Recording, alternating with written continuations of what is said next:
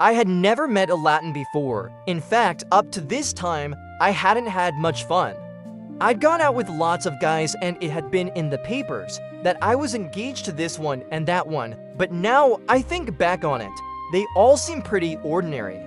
But this I can say for myself, and this is the truth. I never wanted to marry anybody until I met Desi.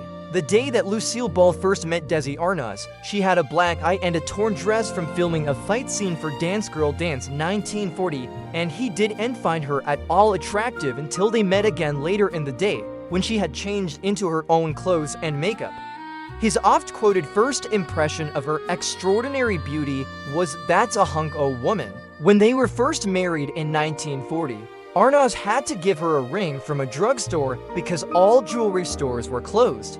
She wore it for the rest of their marriage. After the short ceremony, we ate our wedding breakfast in front of a bright fire in the club's lounge. Outside, a fresh mantle of snow hung on the pine trees. After all the indecision we'd been through, Desi and I were dazed with happiness. We kissed each other and the marriage certificate again and again. It still has my lipstick marks on it. I'm going to keep this forever and ever. I told Desi, clutching it to my black wool-covered bosom, this marriage had to work. I would do anything, sacrifice anything to make Desi happy.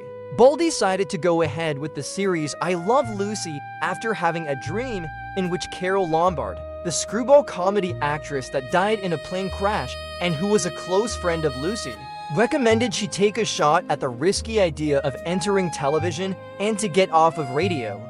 This show attracted numerous huge Hollywood names as guest stars who did the show not for the money, which was actually very little, but because they liked the show or were personal friends of the stars.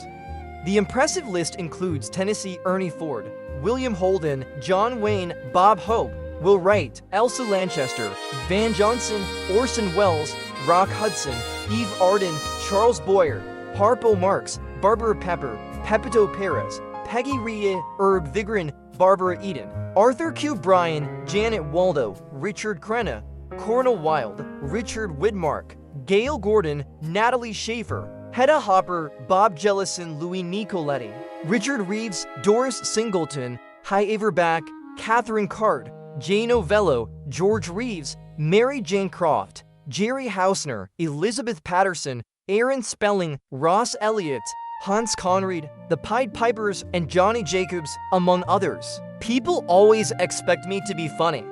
I was never funny, the writers were funny. Do you know who was really funny? Judy Garland.